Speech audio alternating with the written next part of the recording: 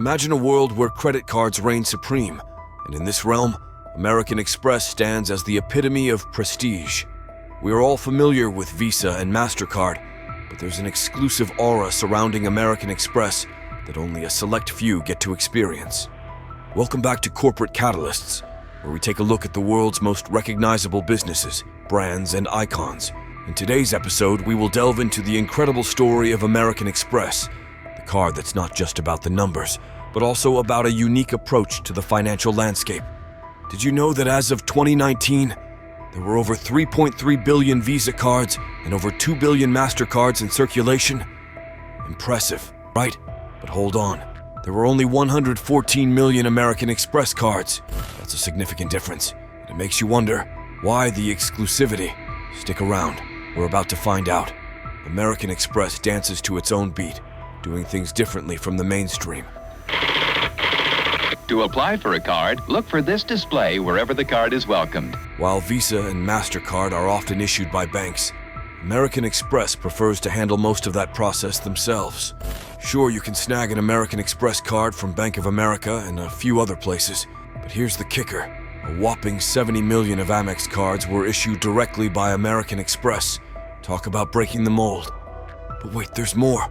American Express isn't just offering a run-of-the-mill charge card.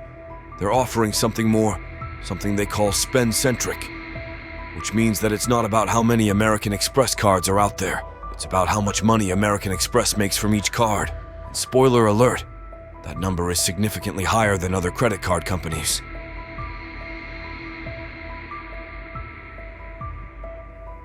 Let's rewind the clock over a century because American Express didn't start as a credit card provider.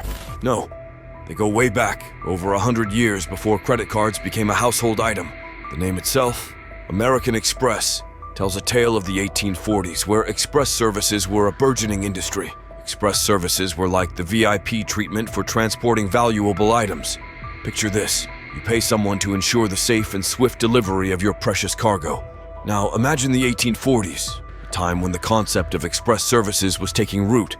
In New York City, 3 significant players decided that collaboration was the key. And that's when Henry Wells, William Fargo, and John Butterfield merged their express companies into one giant entity, American Express. Here's the twist. They didn't just focus on the well-trodden paths of the East Coast. No, American Express was born during the California Gold Rush, marking a shift in focus to the bustling West. It was a bold move, and it set the stage for American Express to evolve into the financial powerhouse we know today. So whether you're a cardholder or just fascinated by financial history, stick around as we unveil the fascinating journey of American Express. From express services in the 1840s to the spend-centric powerhouse of today. There's more to this story than meets the eye. Our story goes all the way back to 1850, when the first American Express business opened in Buffalo, New York, as a freight transfer service. The cash-in-transit businesses owned by Henry Wells from Wells & Company, William G. Fargo, and John Warren Butterfield merged to form the company. The West was booming. San Francisco was on the brink of becoming the first major city on the frontier. In the midst of this opportunity, Henry Wells and William Fargo, the dynamic duo and original president and vice president of American Express, saw their chance. It was a bold move, an opportunity to offer their express services in San Francisco before anyone else. However, John Warren Butterfield and the rest of the company weren't exactly thrilled with the idea. They deemed it too risky, advocating for American Express to stick to the familiar eastern cities. The board of directors essentially told Wells and Fargo, "Go ahead, do your thing out west, but we're staying put here." And so Henry Wells and William Fargo embarked on a journey to San Francisco to start a separate company called Wells Fargo. It's a decision that would shape the course of history. But here's the twist. They didn't abandon American Express. Instead, they juggled both ventures simultaneously. Throughout the late 1800s, American Express thrived. They expanded by merging with competitors, striking deals with transportation services, and adapting to the demands of a rapidly growing population. The Civil War proved beneficial for business, as everything needed to be shipped everywhere. American Express had a near monopoly on moving express shipments, goods, securities, cash, etc., across New York State for many years. Henry Wells remained at the helm until his retirement in 1868, passing the torch to William Fargo, who led until his death in 1881. Enter James J.C. Fargo, William's younger brother, who's credited with steering the company into financial services. In 1882, American Express introduced the money order, a cheaper, safer alternative to the U.S. Postal Service's offering. The money orders found success, especially among immigrants sending money back to their families. Not long after this, J.C. Fargo went to Europe sometime between 1888 and 1890 and came back angry and upset. He was upset because even though he was president of American Express and had standard letters of credit with him, he had a hard time getting cash anywhere but in big cities. Fargo asked Marcellus Fleming Berry to come up with a solution that was superior to the letter of credit. Berry created the American Express Traveler's Check, which came out in 1891 and came in $10, $20, $50, and $100 amounts. The iconic Traveler's Check was a move that paved the way for their foray into the travel business. It's fascinating how American Express, born from express services, evolved into diverse, interconnected ventures, and their foresight proved crucial during World War I in 1918, when the government took over everyone's express operations.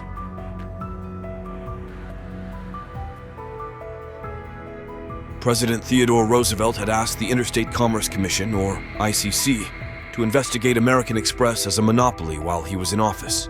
The ICC was interested because it had tight control over the postal service for trains, but the answer did not come to them right away.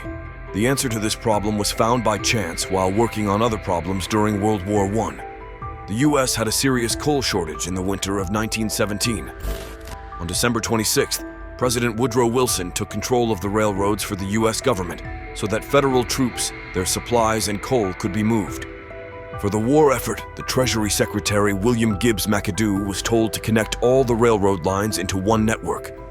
All agreements between express companies and railroads were thrown out, and McAdoo suggested that all the current express companies be merged into one big company to better serve the country.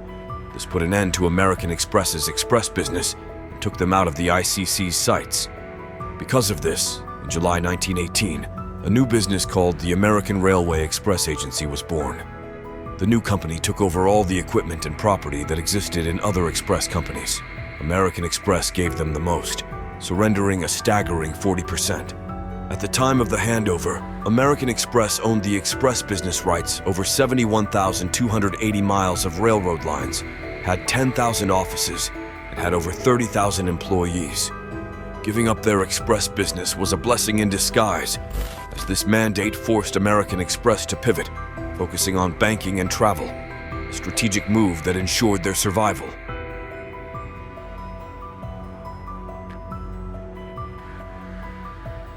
Now let's fast forward to a time when American Express, once a relatively smaller player mostly known for money orders and traveler's checks, underwent a transformative journey in the 1950s. This era marked the dawn of credit cards as a promising industry. Before that, large-scale, widely accepted cards were non-existent. In 1950, the game changer arrived, the Diners Club card.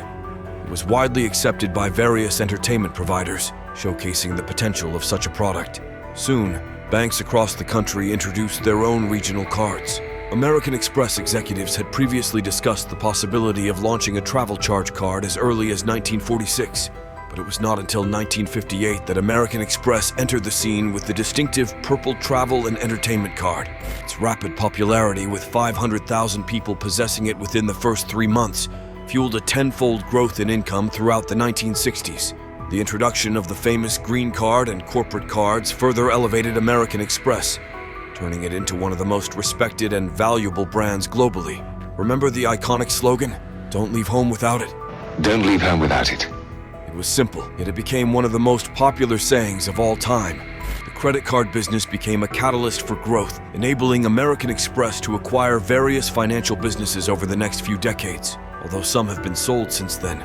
This strategic expansion included ventures into insurance and brokerage firms. Today, American Express appears to have shifted its focus, prominently featuring its gold and platinum cards. Let's delve into the platinum card, a representative example of how they conduct their business. Beyond its flashy name, the platinum card comes with a price tag of $550 per year, just to have it. This fee, unlike most other cards, is a significant part of their revenue model, contributing to an impressive $4 billion a year, What sets the Platinum Card apart is the absence of an interest rate. The full balance must be paid at the end of each month, emphasizing American Express's unique approach. They want you to pay on time, and for certain cards like Platinum, it's not just a suggestion, it's a requirement. Digging deeper into the Platinum Card perks, users can earn 60,000 membership reward points after making $5,000 in purchases within the first 3 months. This highlights the core of American Express's business strategy: enticing rewards and a focus on responsible financial behavior.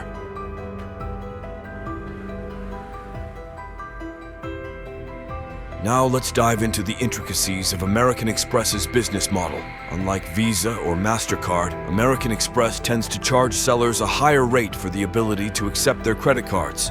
Ever wondered why? Imagine you're at Walmart and you decide to make a purchase using your Visa card. Typically, this transaction is cheaper for Walmart compared to if you were to use your American Express card. Why? Well, that is because American Express charges a comparatively higher percentage of the transaction. So, why would merchants accept American Express, considering it could cost them more? Well, it's all part of American Express's grand plan. They want you to use their card because that's where they make most of their money. The more you spend, the more they earn. Hence, offering deals that encourage you to spend, like the incentive to spend $5,000 in 3 months, aligns with their overall strategy, a strategy aptly named spend-centric. Now, you might be wondering why merchants bother accepting American Express, especially when historically some had reservations. The answer lies in the prestige associated with American Express. Cardholders tend to be wealthier with higher credit scores. Wealthier individuals tend to spend more money, making it advantageous for merchants like Walmart. They attract bigger spenders. And even though American Express takes a higher percentage, it translates into a more substantial bill for the merchant. But why do people go for the Platinum Card? Despite the cost, beyond the rewards points, the Platinum Card offers a plethora of travel benefits, including perks with Uber and Delta, access to airport lounges, and a dedicated Platinum Card concierge service. These benefits often outweigh the annual cost for many users. Do you see the system at play here? American Express has crafted a carefully orchestrated ecosystem where each element complements the other, from attracting high spenders to offering enticing benefits. It's a well-calculated strategy that has propelled American Express to its esteemed status in the financial world. Now let's explore the epitome of luxury in the credit card world, the American Express Centurion Black Card, commonly known as the Black Card. Take a moment to visualize this sleek and exclusive piece of financial status. If you happen to own one, congratulations. You're undoubtedly in an elite financial league. However, obtaining the Centurion Black Card isn't a walk in the park.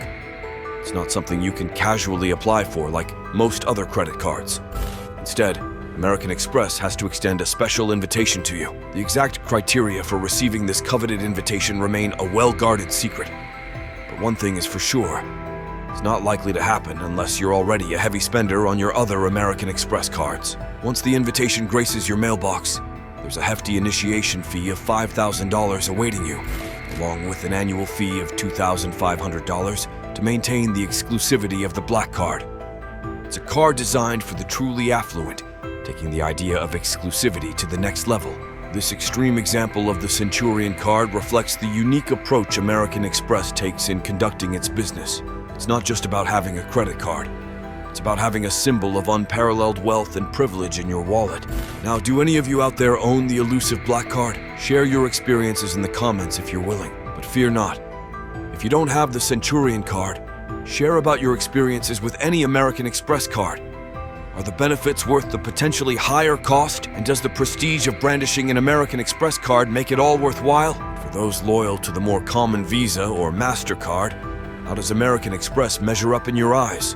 Has anything in this exploration sparked an interest in making the switch? Or are you content with your current card? Feel free to drop your thoughts about American Express and its 170-plus year history in the comments below. And don't forget to like, share, and subscribe to Corporate Catalysts for more riveting business stories. We'll see you in the next episode.